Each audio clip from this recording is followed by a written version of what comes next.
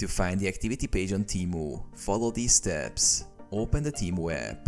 First, download the Temu app from the App Store or Google Play, or visit the Temu website on your desktop. Log into your Temu account if you're not already logged in. Navigate to the main menu. Once you're in the app, locate the menu icon, typically represented by 3 horizontal lines or your profile picture in the top right corner of the screen. Look for the Activity section. In the main menu, look for a section labeled Activity or something similar like My Activity or Rewards. This page will list your recent interactions with the app, including any purchases, rewards, or special events you've participated in.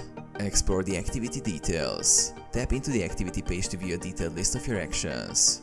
You may find details like order history, referrals, promotions you've participated in, or any current events and challenges you are taking part in.